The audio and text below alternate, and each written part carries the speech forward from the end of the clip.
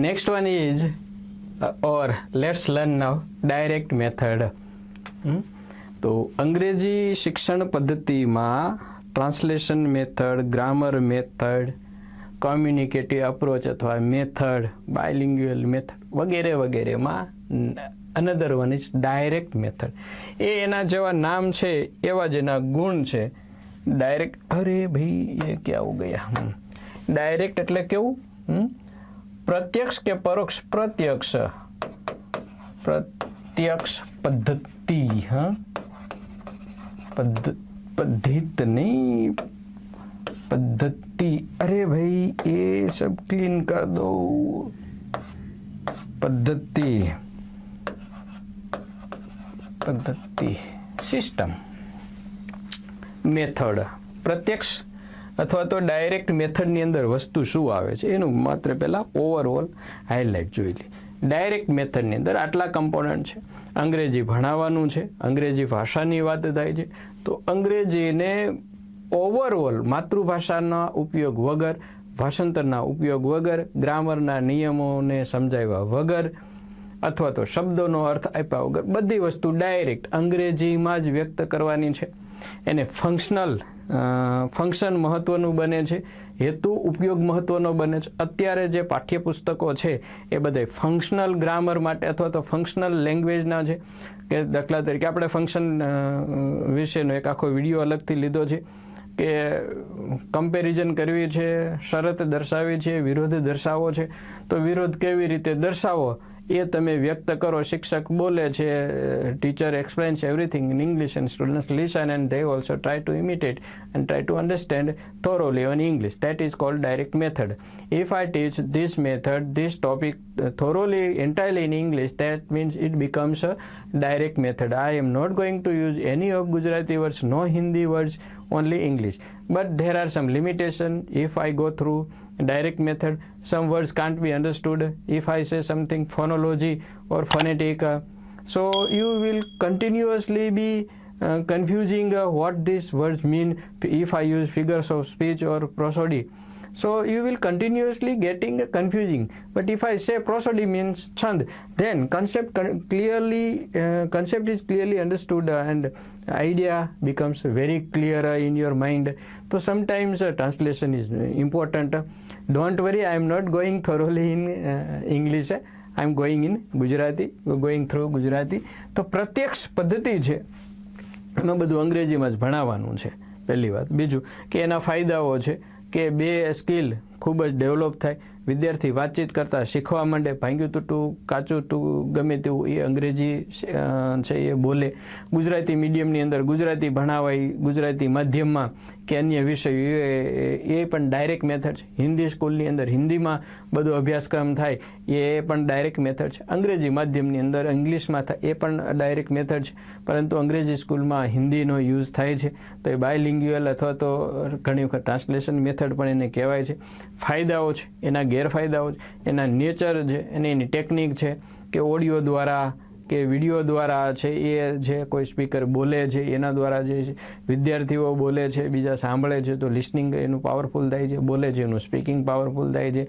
YouTube વગેરેમાંથી video બતાવો, imitate કરવાનું કયો, આ બધી ટેકનિકનો યુઝ કરી શકાય છે। ટેકનિક થોડી ખર્ચાળ બને છે એનો ગેરફાયદો છે। વિદ્યાર્થીઓને અંગ્રેજી બોલતા આવડે, કોમ્યુનિકેશન કરતા આવડે એનો ફાયદો છે। જોબ મળી જાય જ્યાં જરૂર છે અંગ્રેજીમાં બોલવાની એનો ફાયદો છે એવા છે। ખાસ કરીને વ્યાકરણ ને શબ્દ ભંડોળને શીખવાની એની મર્યાદા આવે છે। વ્યાકરણ છે એ ઇન્ડક્ટિવ મેથડથી શીખાય છે, એટલે કે એમાં કોઈ નિયમો નહીં આપવાના, પણ વ્યાકરણની વાક્ય રચના આવી ગઈ પછી સમજાવવાનું કે આમાં આઈએનજી વાળું કે ત્રીજું રૂપ કે વગેરે છે તો પાછા પાસ્ટ પાર્ટિસિપલ ને પરફેક્ટ પાર્ટિસિપલ ને પાસ્ટ ફોર્મ ને પ્રેઝન્ટ ફોર્મ ને આઈએનજી ફોર્મ ને એ બધું છે everything is explain in English, rules are also explain in English. That is direct method. Okay, આ એની પૂર્વ ભૂમિકા છે, અત્યારે ખૂબ યુઝમાં છે. અને હવે એના સ્ટેપ બાય સ્ટેપ 5 ફંક્શન 5 મુદ્દાઓ કયા આપણે સમજવાના છે કે ડાયરેક્ટ મેથડનો અર્થ શું, એના સિદ્ધાંતો કયા, એને ગ્રહણ કરવા માટે ટેકનિક, એના ફાયદાઓ અને ગેરફાયદાઓ, અંતે આપણે આવી જઈએ કન્ક્લુઝનમાં. ઓકે, મિનિંગ અને ડેફિનેશન સમજીએ. આમાં નેચરલ વે અંગ્રેજી શીખવાનું છે. ફોલો LSRW એટલે કે પહેલાં લિસનિંગ આવે, પછી સ્પીકિંગ આવે, પછી રીડિંગ આવે, પછી રાઇટિંગ આવે. એટલે આ એના આ નેચર, આ એના સિદ્ધાંતો, આ એના કમ્પોનન્ટ કે ડાયરેક્ટ મેથડની અંદર હોય શું, ડાયરેક્ટ મેથડને કેવી રીતે શીખાય છે, તો આ વસ્તુ થઈ, એમાં આવું હોય છે, સિક્વન્સ હોય છે. પછી direct method means teaching language directly using target language like English. જે ભાષા શીખડાવવાની છે એમાં સંસ્કૃત શીખડાવવાની છે, તો everything is taught in Sanskrit, no Gujarati words, no Hindi, no other language words are taught. Sometimes it becomes difficult to understand. ન વિદ્યાર્થીઓ ન સમજી શકે તો બોરિંગ લાગે. બીજું કે લોઅર લેવલના સ્ટુડન્ટ્સ હોય, ગ્રામ્ય લેવલથી આવતા હોય તો એના માટે ટફ પડે છે. ઘેરે વાતાવરણ અંગ્રેજીનું ન હોય તો પણ આ મેથડ અઘરી પડે છે. એટલે ફાયદા ગેરફાયદાઓ બને છે. પહેલાં આપણે એને સમજીએ કે ટાર્ગેટ લેંગ્વેજમાં જ બધી સમજાવવામાં આવે છે. Teacher doesn't use the mother tongue in the class. વર્ગખંડની અંદર શિક્ષક માતૃભાષાનો ઉપયોગ કરતા નથી. The students are not allowed to use it mother tongue. It's their. વિદ્યાર્થીઓને પણ એની માતૃભાષાનો ઉપયોગ કરવા નથી દેવામાં આવતો. This method is totally in contrast to translation, grammar translation method. વસ્તુ સમજો કે કઈ મેથડ છે એ વ્યાકરણ, ભાષાંતર વ્યાકરણ મેથડની અથવા તો ગ્રામર ટ્રાન્સલેશન મેથડની વિરુદ્ધમાં કે એના પેલા એના જે ડ્રોબેક્સ છે એમાંથી જન્મી જરૂરિયાત. Necessity is the mother of invention આપણે કહીએ છીએ કે જરૂરિયાત છે એ જનની છે, જરૂરિયાત છે એ સર્જનની જનની છે.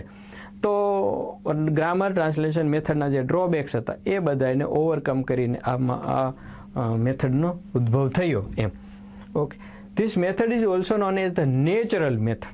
એમસીક્યુમાં આવી શકે અથવા તો ક્વેશ્ચન આવી શકે કે which method is known as natural method, અથવા તો LSRW sequence in which method LSRW followed in this sequence એમ. તો એ આમાં એકમાં જ જળવાય છે. પછી it was developed as a reaction to the grammar translation method, એના પહેલામાં જન્મી. And it is design to take the learner in to the domain of the target language in the most natural manner. શક્ય એટલું સ્વાભાવિક રીતે વિદ્યાર્થી જે target language છે એના તરફ ખેંચાય એ એનો હેતુ હતો. ઓકે, હા, આની અંદર છે ડેમોન્સ્ટ્રેટ, ડોન્ટ ટ્રાન્સલેટ. ડેમોન્સ્ટ્રેટ એટલે કે દર્શાવીને વ્યક્ત કરો, ભાષાંતર કરીને નહીં. મારે એમ કહેવું છે કે બોર્ડ ઉપર નહીં, મારે ક્રિયા દર્શાવી જોશે ને એમાં એમ.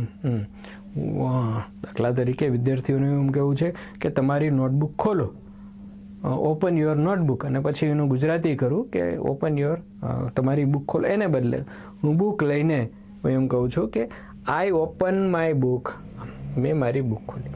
યુ ઓપન યોર બુક, તો વિદ્યાર્થીઓ એની બુક ખોલે, જોઈને ડેમોન્સ્ટ્રેટ કરીને બતાવવાનું છે ત્યાં. ઓકે, પાંચમો મોટો બધો મુદ્દો છે, સમજો શું કે in this method the teacher explains. વસ્તુ એક જ છે, અંગ્રેજી ભણાવવાનું છે તો બધું અંગ્રેજીમાં જ આવે, બસ મુખ્ય મુદ્દો આ છે. હવે એમાં શું થાય છે, જો પ્રોસેસ શું છે, શિક્ષક explains everything directly in the target language through demonstrations and visual aids. જોઈ શકાય એવા શિક્ષણના સાધનો દ્વારા, જેમાં પછી વિડીયો આવે, આ ડિજિટલ બોર્ડ આવે, ચાર્ટ્સ આવે, ચિત્રો આવે, જે વસ્તુને રજૂ કરી શકાય એ બધું આવે. એમાં શિક્ષક ટાર્ગેટ લેંગ્વેજ એટલે કે આપણે અહીંયા ઇંગ્લિશ છે તો અંગ્રેજીની અંદર બધી વસ્તુ સમજાવે છે. This method ઇન્વોલ્વ્સ teaching A foreign language without translations and grammar studying. મતલબ કે અહીંયા વ્યાકરણનું ભાષાંતર કર્યા વગર અને વ્યાકરણના નિયમોનો ઉપયોગ કે ઉલ્લેખ કર્યા વગર ટાર્ગેટ લેંગ્વેજ, આપણે અંગ્રેજીને ધ્યાનમાં રાખો તો અંગ્રેજીને શીખડાવાય છે. Grammar is taught through inductive method. જે વ્યાકરણ છે એ આગમન પદ્ધતિથી શીખડાવાય છે, એટલે કે ઉદાહરણો આપી જવાના અને વિદ્યાર્થીઓને એના નિયમો સમજાઈ જાય અને પછી કહેવાનું છે કે આ રીતે આવે. દાખલા તરીકે ગુજરાતી છે તો ગુજરાતીમાં વાર્તાલાપ કરતાં શીખડાવવાનું. પછી હું નિશાળે જાઉં છું ને હું હાજર છું, હું આમ કરું છું, તેમ કરું છું, તેણી જાય છે ને આવે છે ને જાય છે. તેણી એટલે છોકરી માટે શબ્દ વપરાતો હોય ને વારંવાર સ્ત્રી સામે આવતી હોય, પછી નિયમો આપે કે વાક્યની આગળ હું હોય તો પાછળ છું આવે એમ. It is defined as direct method because students learn English through environment directly. વાતાવરણથી અંગ્રેજી શીખે છે. દાખલા તરીકે if students are put in to English atmosphere where English is spoken every day, અન્ય કોઈ ભાષા આવડતી જ નથી એવા વાતાવરણમાં કોઈ પણ વ્યક્તિને તમે મૂકી દો તો ત્યાં ઓટોમેટિક એ લોકો એ ભાષા શીખી જશે, પછી એ જે ભાષા હોય વિશ્વની એમ. Okay, definition by Webster in New International Dictionary, એની અંદર વેબસ્ટર ડિક્શનરીની અંદર આ ડાયરેક્ટ મેથડની વ્યાખ્યા કંઈક આવી છે. Direct method is A method of teaching A foreign language. Foreign એટલે હવે તમને ખ્યાલ આવી ગયો, વિદેશી. આપણા માટે અંગ્રેજી છે, અન્ય માટે સંસ્કૃત હોઈ શકે, ગુજરાતી પણ હોઈ શકે છે, સેકન્ડ લેંગ્વેજની વાત છે. સ્પેશિયલી મોડર્ન લેંગ્વેજ, ખાસ કરીને આધુનિક, એમાં જર્મન, ફ્રેન્ચ બધી આવી ગઈ. આપણે અંગ્રેજીને ધ્યાનમાં રાખી. થ્રુ કન્વર્સેશન, વાતચીતથી શીખડાવો. ડિસ્કશન, ચર્ચા, એન્ડ રીડિંગ, વાંચીને, in the language itself without the use of pupils language without translate. વિદ્યાર્થીઓની જે માતૃભાષા છે એ માતૃભાષાના ઉપયોગ કર્યા વગર. અમારે MA લેવલે એ જ વસ્તુ હતી.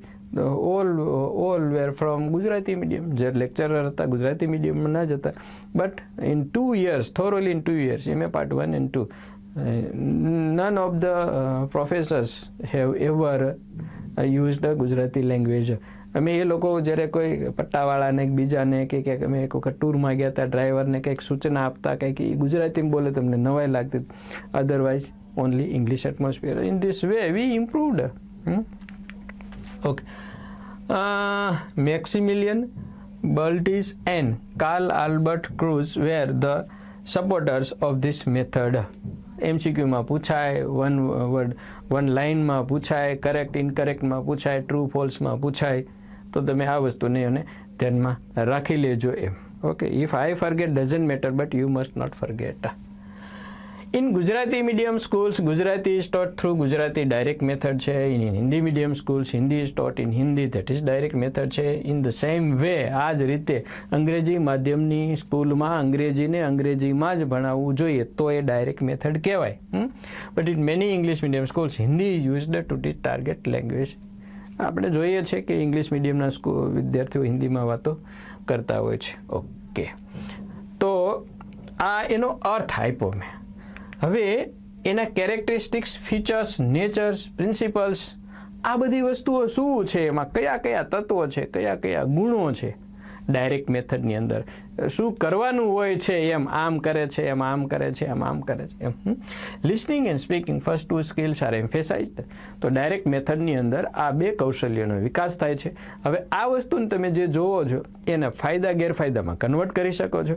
ફાયદામાં એમ કહી શકો કે oral communication is emphasized, so 2 active skills, listening and speaking, are developed. So in this way student becomes able to talk thoroughly in English.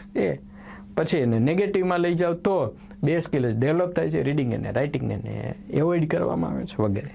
Okay, lessons are plan in the target language English. જે target language, જે ભાષા શીખવાની છે, આપણે અહીંયા અંગ્રેજી શીખવાની જ વાત છે, તો દરેક વસ્તુ એમાં તૈયાર થાય છે. જે તેમ છતાંય આપણે જોઈએ છીએ કે નવનીતને વગેરે આવે છે, ભાષાંતર તો હોય જ છે બધી જગ્યાએ, એમાં હોય છે. Everyday vocabulary use day to day, come, go, listen, speak, eat, drink, sleep, રોજબરોજના શબ્દોનો આમાં યુઝ થાય છે, જેથી કરીને જરૂર પડે ત્યાં વિદ્યાર્થી, લર્નર, સ્ટુડન્ટ્સ એનો યુઝ કરતા થાય ઘેરે પણ. Visual aids are used to teach vocabulary. Visual, દાખલા એપલ છે તો એનું ચિત્ર છે, જીરાફ છે તો એનું ચિત્ર છે, એટેક કરે છે લાયને, કોઈ જીરાફ ઉપર એટેક કર્યો તો એવું એક ચિત્ર છે, અથવા તો વિઝ્યુઅલ અથવા તો વિડીયો છે, અને પછી સેન્ટેન્સ આપવામાં આવે, look the lion is attacking the giraffe કે વગેરે એમ. તો એમાં જોઈ શકાય એવું હોય છે. સ્વાભાવિક રીતે એનાથી વધારે સારું, બેટર રિઝલ્ટ મળે છે. Fluency is more important than reading and writing. Fluency એટલે જ કહીએ છીએ ને કે સ્ટાર્ટિંગના ફેઝમાં કઈ વસ્તુ જરૂરી છે, અંગ્રેજી વિદ્યાર્થી બોલતો થાય. ફ્લુઅન્સી, કરેક્ટ ઇનકરેક્ટ મહત્વનું, બોલતો થાય રીડિંગ અને રાઇટિંગ કરતા. તો કયા હેતુ માટે અંગ્રેજી તમે શીખો છો એ મુજબ તમે ડાયરેક્ટ, ઇનડાયરેક્ટ, બાયલિંગ્યુઅલ મેથડમાં જઈ શકો છો. Learner thinks and speaks using the target language. એટલે ટ્રાન્સલેશન વાળી વસ્તુ છે એ આમાં આવતી નથી. એટલે વિદ્યાર્થીઓમાં ટાઈમ કન્ઝ્યુમિંગ થતું નથી. ડાયરેક્ટ વિચારે અંગ્રેજીમાં જ આવે છે ને અંગ્રેજીમાં જે વ્યક્ત કરે છે. Next one, this method emphasizes oral practice for everyone. જે ફ્લુઅન્સી આવી એ જ વસ્તુ એવરી ઓરલ વસ્તુ છે, મૌખિક છે, સ્પોકન છે, અને એવરીવન દરેક વ્યક્તિ માટે, દરેક વસ્તુ માટે, દરેક સિચ્યુએશનમાં એ ઓરલનો જ યુઝ કરે છે. Next, emphasize is put on functional grammar, not on theoretical grammar. Theoretical એટલે પદ્ધતિ મુજબનું, જે આપણે ગ્રામર ટ્રાન્સલેશનમાં કરતા, કર્મન, ક્રિયાપદને, મૂળરૂપને, આન તેના બધું એ થિયોરિટિકલમાં એવું સ્ટ્રક્ચરલ પણ કહી શકાય ને. બીજું અહીંયા ફંક્શનલ ગ્રામર છે, તો જે તમે પાઠ્યપુસ્તકમાં જો પ્રશ્નો પણ પૂછાય છે કે which function is used in the following sentence, અથવા તો complete the sentence using function of relation, relate two place, condition, contrast, comparison, manner. તો આ જે વસ્તુ છે તો આ ગ્રામર એમાં આ રીતે શીખવાડવામાં આવે છે. Teachers and learners are not allowed to use their mother tongue. માતૃભાષાનો યુઝ કરવા નથી દેવામાં આવતો. Learners main focus is on learning the target language. એમાં એ ટાર્ગેટ લેંગ્વેજ શીખે એ મહત્વનું છે. રીડિંગ અને રાઇટિંગ છે એનો શીખડાવવામાં આવે છે, પણ પછી આવે છે. પહેલાં આ બે કૌશલ્યોને સારી રીતે શીખડાવવામાં આવે છે. Day to day conversations words are used. આનો ફાયદા ગેરફાયદામાં લઈ શકાય. તો unit of speech is sentence. Grammar ટ્રાન્સલેશનમાં વર્ડ છે, જ્યારે આમાં આખું વાક્ય છે. આખું વાક્ય જો આઇસોલેટેડ વર્ડ્સ હોય અને પછી જ્યારે વાક્યની અંદર એનો યુઝ કરવામાં આવે તો પ્રોપર વે ન પણ થાય, પરંતુ આખું વાક્ય હોય તો કોન્ટેક્સ્ટ સમજાય, એમાં મોર્ફોલોજીની જરૂર નથી. તો emphasis is on speaking the complete sentence. Student learns by associating meaning directly in English. Word સાથે. હમણાં જે મેં પેલું એક્ઝામ્પલ આપ્યું ને, તો એ એટેક એટલે હુમલો કરવો એમ ગુજરાતી આપો, એને બદલે તમે ચિત્રને સમજી લો, તો એને એક્ટિવિટીને સાથે પ્રોસેસને સમજી લે છે ઇંગ્લિશમાં. અને the main focus is every day spoken language. મુખ્ય હેતુ છે ઓરલ છે, લિસનિંગ અને સ્પીકિંગ છે. દરરોજ વાતચીત કરતા વિદ્યાર્થી થાય, આ એનો હેતુ છે. The aim of this method is to make students learn how to communicate in the target language.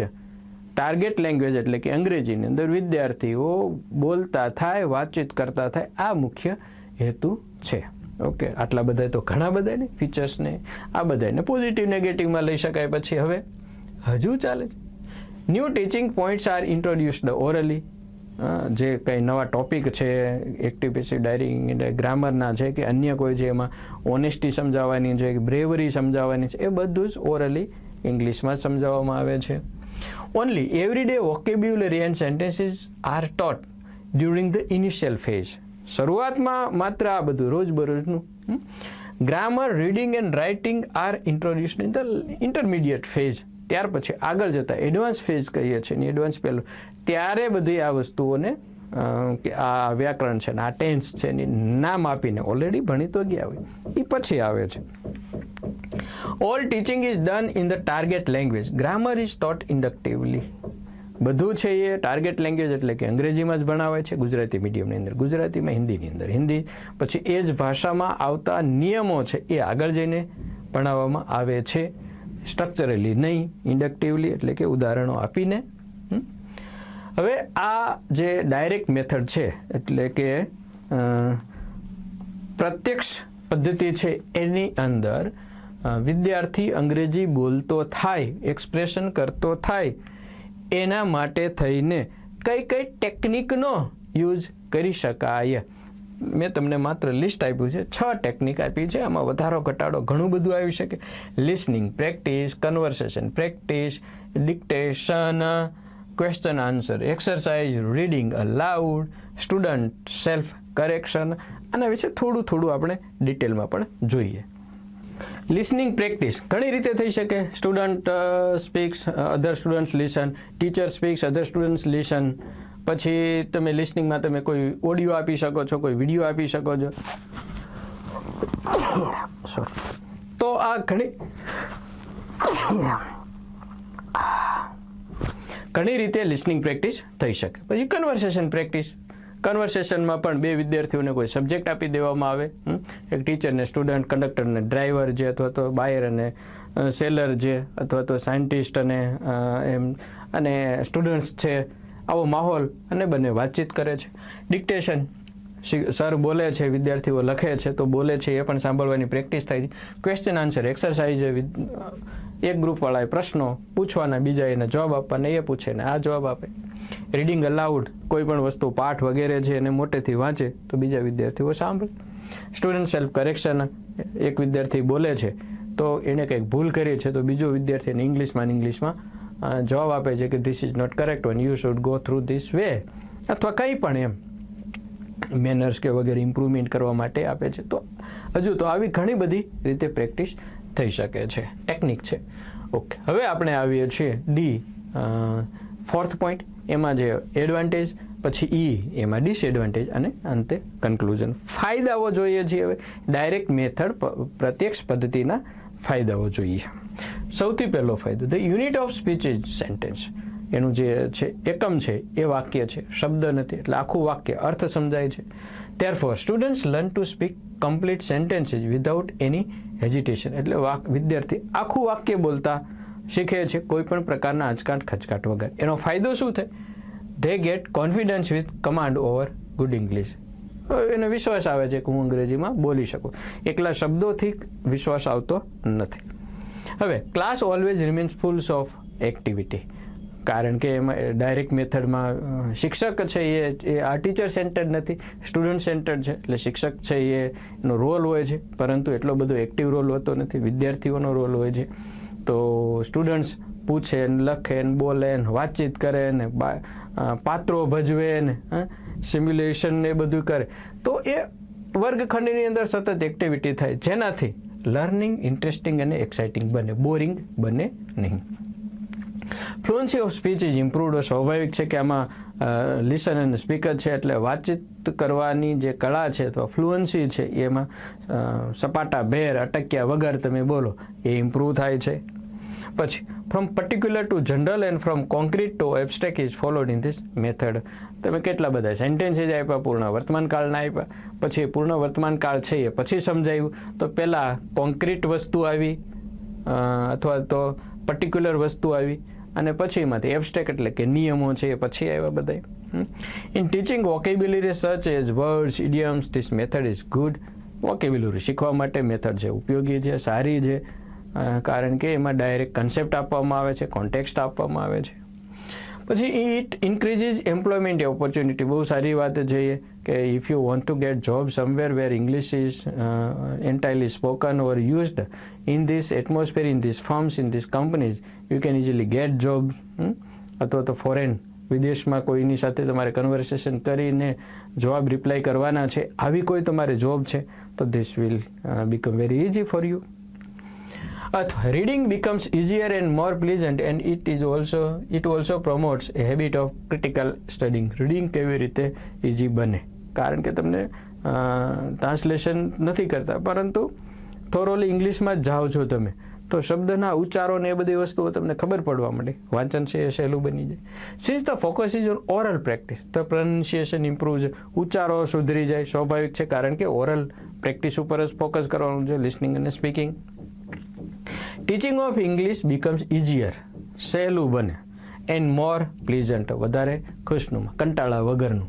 શું કામ? A teacher uses various images, pictures to illustrate his or her point. આમાં બધી ટેકનિકનો યુઝ થાય, એડ્સનો યુઝ થાય.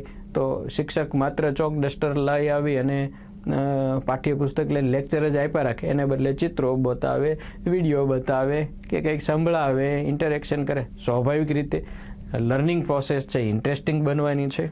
તો એવી રીતે અંગ્રેજી ભણવું અને ભણાવવું, લર્નિંગ એન્ડ ટીચિંગ, અધ્યાયન અને અધ્યાપન બને સરળ અને ખુશનુમા અથવા તો મજેદાર બને છે.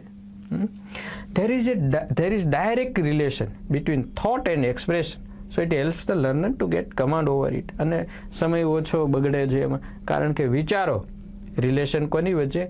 વિચારો અને એક્સપ્રેશન. એમાં ભાષાંતર ટૂંકમાં નથી કરવાનું, એટલે કે ત્રીજા પક્ષે નથી જવાનું, ડાયરેક્ટ ડુ, એક્ટિંગ ને ગોઈંગ, પ્લીઝ ગો આઉટ એમ કરીને, અથવા તો પ્લીઝ શટ ધ ડોર, અને આમ બતાવીએ છીએ. તો શટ ધ ડોર એટલે બારણું બંધ કરો એવો જે ગુજરાતી વિચાર આવ્યો એ ન આવે, સીધું જ આમ ખબર પડે કે આમ કરવાનું છે એમ. This method creates the suitable environment for learning English language. વાતાવરણ ઊભું કરાય છે, થાય છે, અને જે વિદ્યાર્થીઓ નથી બોલતા એને પણ બોલવા પ્રોત્સાહન મળે છે. અન્ડરસ્ટેન્ડિંગ ઓફ ટાર્ગેટ લેંગ્વેજ એટલે કે અહીંયા અંગ્રેજી ભાષા becomes easier as it establishes a direct bond between context and helps in understanding directly what is heard and read. જે હમણાં આગળ કીધું એ જ વસ્તુ, ડાયરેક્ટ એની સાથેનો બોન્ડ રિલેશનશિપ બંધાય છે. ઓપન યોર બુક એટલે તમારે ગુજરાતીમાં તમારી બુક ખોલો એમ નહીં, ઓપન યોર બુક એટલે ડાયરેક્ટ કોન્ટેક્સ્ટ તમને ખ્યાલ આવે છે, એમાં આવી એક્ટિવિટી કરવાની છે એમ. Okay. Emphasis is put on oral practice, listening and speaking skills. So, reading and writing skills are disadvantage. હા તો બરાબર છે. હવે આવી ગયા ગેરફાયદામાં. જે ફાયદાઓ છે એની જ તમે નેગેટિવ વાત અથવા તો સિક્કાની બીજી બાજુ કહો એના ગેરફાયદા ગયા. જેમ કે 2 સ્કિલના ફાયદાઓ છે, લિસનિંગ અને સ્પીકિંગ. ઓરલ એટલે ફ્લુઅન્સી વધે, તો સામે રાઇટિંગ અને રીડિંગ આ બંનેને ઇગ્નોર થાય છે, એટલે વિદ્યાર્થીઓમાં પાવરફુલ ન બની શકે. Average and below average students, especially from rural background, find difficulty to grasp the things taught via this method. એનું કારણ એ છે ઘેરે એટમોસ્ફિયર ઇંગ્લિશનું ન હોય, ગુજરાતીમાં જ હોય, આજુબાજુમાં પણ ગુજરાતીનું એટમોસ્ફિયર હોય, ગ્રામ્ય લેવલથી આવતા હોય, શબ્દ ભંડોળ ન હોય, જે વસ્તુ કહેવાઈ રહી છે એના વિશેનો કોન્ટેક્સ્ટ ન હોય ગુજરાતીમાં તે એમ. તો એવા વિદ્યાર્થીઓ માટે ડાયરેક્ટ મેથડમાં અંગ્રેજી ભણાવવું એ અઘરું થઈ જાય છે. Many teaching learning aids have to be used. Thus it becomes an expensive. સ્વાભાવિક છે, ખર્ચાળ બની જાય, કારણ કે એમાં તો તમારે હવે જો કે ગવર્મેન્ટે બધી સ્કૂલ્સમાં પ્રોવાઈડ કર્યું છે, સરકારીમાં આવી ગયું છે, પ્રાઇવેટમાં નથી આવ્યું. ખૂબીની વાત છે. જો આપણે એમ કહીએ કે સરકારનો અભિગમ એવો છે કે પ્રાઇવેટાઇઝેશન કરવું, પણ સામે સરકાર તમને કેટલી બધી સગવડતાઓ પ્રાઇમરી સ્કૂલમાં, હાઈસ્કૂલમાં બધી ટીવી ને પેલું બધું આવે છે, ઘણી બધી પ્રાઇવેટ સ્કૂલમાં નથી, હજુ ટ્યુશન ક્લાસમાં નથી આવ્યો. I have seen that, I have an experience of this thing એમ. હવે એમાં શિક્ષકે પ્રામાણિક જ હોય છે. I am not blaming any one, પરંતુ તમે જોવો છો કે કોઈ વ્યક્તિ જ્યારે શિફ્ટ ક્યારે થાય છે ત્યાં એને સેટિસ્ફેક્શન નથી મળતું, એટલા માટે શિફ્ટ થાય છે. તો એ આપણી શિક્ષકોની જવાબદારી છે કે તમે એવું બેસ્ટ કરાવો. હવે તો ઘણી સ્કૂલમાં, સુરતમાં એક સ્કૂલનું મેં વાંચ્યું હતું કે તો ખૂબ સરસ રીતે થાય છે, અને નિયમો પણ આવે છે કે ભાઈ ગવર્મેન્ટ સ્કૂલ્સ વગેરેના ટીચર્સો એના સંતાનોને એમાં જ ભણાવો. હું તો એ જ કહું છું, આજે પણ મારા સન ડોટર છે તો એના જે સન ડોટર્સ છે એને હવે આ બધા જ ભણી લીધું, એ ગવર્મેન્ટમાં ભણે. આઈ વિશ ધેટ. તો ખર્ચાળ મેથડ બને. Okay. Four this method competent teachers are required. જો આ બહુ મહત્વની વાત છે. ડાયરેક્ટ મેથડમાં જવું છે, થોરોલી ઇંગ્લિશ ટુ ઇંગ્લિશ જવું છે, but you must have sir teachers also. આવા શિક્ષકો બી જોઈએ ને કે those who are able to teach thoroughly English in English medium or in anywhere, but if they go through this method, they must be able to talk or converse or explain everything directly in English. આવા શિક્ષકો જોઈએ, એ નથી મળતા, આ એનો ગેરફાયદો છે. But as V lake good English teachers, expected results can't બી અચીવડ. સ્વાભાવિક છે, કોમ્પિટન્ટ, સક્ષમ, એબલ, કેપેબલ શિક્ષક ન હોય તો જોઈએ એવું રિઝલ્ટ ન મળી શકે. Incompetent teachers can't use this method successfully. હા, જે શિક્ષકોને અંગ્રેજી ખરેખર બોલતા નથી જ આવડતું એ વિદ્યાર્થીઓ આ મેથડનો યુઝ ન કરી શકે. જો આ મેથડ જ્યારે હજુ બી જે સ્કૂલ્સમાં તો ગ્રામર ટ્રાન્સલેશન મેથડ જ ચાલે છે, ન્યૂ જનરેશન છે એ ડાયરેક્ટ મેથડમાં જાય છે. બાકી તો એ શબ્દો લખાવી દો ને અર્થ આપો, સારી જ છે, આપણે એને નથી કરતા કન્ડેમ. પણ જે શિક્ષકો છે એ કોમ્પિટન્ટ ટીચર્સ ન હોય તો એ આ મેથડનો યુઝ ન કરી શકે. આ એનો ગેરફાયદો છે, ડ્રોબેક છે, ડીમેરિટ છે. In the early stage of learning this method is completely unsuccessful. શરૂઆતમાં એ અનસક્સેસફુલ છે, આગળ જતાં ધીમે ધીમે ફાયદો કરા. Okay. The background at home must also be English language or target language friendly for this method. આ મેથડ માટે ઘરે પણ વાતાવરણ એવું હોવું જરૂરી છે. Only those students whose parents can speak English will get more benefit from this method. આને કોનો સૌથી વધારે બેનિફિટ મળે? પેરેન્ટ્સ ઘરે જ્યાં રહે છે એટમોસ્ફિયરમાં where there is English, there English is spoken. Ask everything in English. એટલે તો અમે ભાઈ ક્લાસ ચાલુ કરીએ છીએ ને ઘરે કન્વર્સેશન સૌથી વધારે બાળકો છે માતા સાથે રહે એટલે અમે ગૃહિણીઓ માટે હાઉસવાઇફ માટેના સ્પેશિયલ ક્લાસ ચલાવીએ છીએ કે they learn to speak some of the regular sentences thoroughly in English, giving instructions, asking something વગેરે. This method ignores systematic written work and reading activities. તો સ્વાભાવિક છે એમાં પદ્ધતિસરનું રીડિંગ અને રિટન વર્ક આવતું નથી. 10. This method may not work well in higher level classes where the translation method is needed more. લિટરેરી વર્કની જરૂરી છે, ઓથર બનવું છે, રાઇટર બનવું છે, આ લેવલ કોલેજ લેવલે છે અથવા તો એન્જિનિયરિંગ લેવલે કે ક્યાંક છે, અમુક જગ્યાએ આ મેથડ ડાયરેક્ટલી યુઝફુલ ન પણ થાય. It restricts the scope of vocabulary as not all words can be directly associated with their meaning. સ્વાભાવિક છે દરેક શબ્દોને એના અર્થ સાથે આપણે એસોસિએટ ન કરી શકીએ. ચેર છે તો એને કરી શકીએ પણ પ્રામાણિકતા છે, સ્નેહ છે, હૂંફ છે, એને કેમ ક્યાં જે એબ્સ્ટ્રેક્ટ વર્ડ્સ છે એને કેવી રીતે એસોસિએટ કરવા એટલે એ પોસિબલ ન બને. અને આમાં શબ્દ ભંડોળ પણ ડે ટુ ડે યુઝ થાય છે એટલે જે અન્ય શબ્દો છે એને નિગ્લેક્ટ કરવામાં આવે છે. ગ્રામર ઇઝ નોટ સિસ્ટમેટિકલી આ મેથડની અંદર વ્યાકરણ ભણાવાય છે પણ એટલું ડીપમાં નહીં.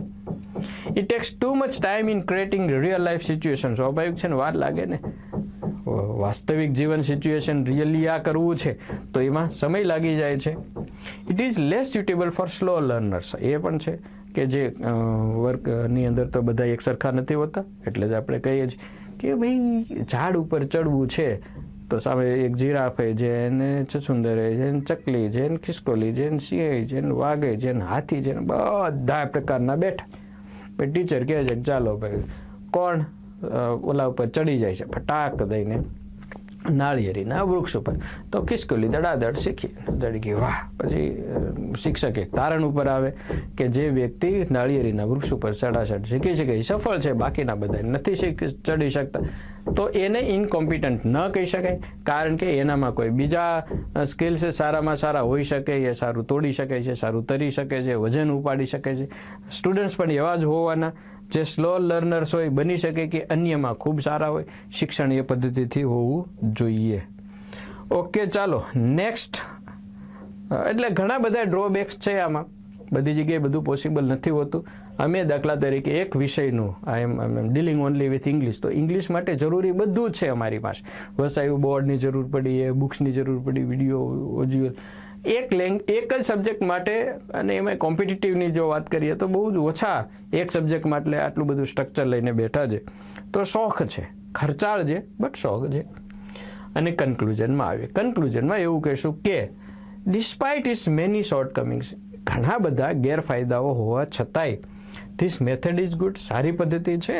The only condition is that the teacher must be able to use this method. સાથે સાથે એ શરત સાથે કે શિક્ષક વર્ગખંડની અંદર આ પદ્ધતિ ડાયરેક્ટ મેથડનો યુઝ કરવા સક્ષમ હોય.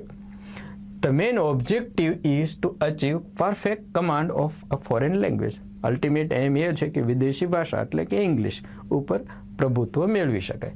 The main focus is to make the learner think in the target language in the same manner as the learning of his or her mother tongue in the most natural way. દાખલા તરીકે તમે ને હું ગુજરાતી ભાષા આપણી માતૃભાષા છે તો જેમ ગુજરાતીની અંદર તમે ને હું વિચારી શકીએ છીએ એ જ રીતે ટાર્ગેટ લેંગ્વેજ એટલે કે અંગ્રેજીમાં વિચારી શકીએ. અલ્ટિમેટલી એ અંગ્રેજી ભાષાનો હેતુ છે. પછી તમે જે મેથડથી જાઓ તે. Okay so this is direct method. થોડા ફાસ્ટ જઈ રહ્યા છે કારણ કે સેન્ટેન્સ ઘણા બધા આપ્યા છે. તમે પ્લે એન્ડ પોઝ કરતા જાઓ, લખતા જાઓ, નોટબુકમાં ઉતારતા જાઓ, પછી તમે એને પહેલાં લખી નાખો. આમ તો 3 પ્રોસેસ, પહેલાં સમજો, પછી લખો ને ફરી પાછા સમજો. That will give you a best result. Ultimately writing makes you perfect, practice makes you perfect. એક વખત 5 વખત વાંચો ને 1 વખત લખો વિલ બી ધ સેમ, અથવા તો વધારે સારું રિઝલ્ટ આપતું બની શકે એમ. So this is there. Okay ચાલો. So this is direct method. Now let's go to another one.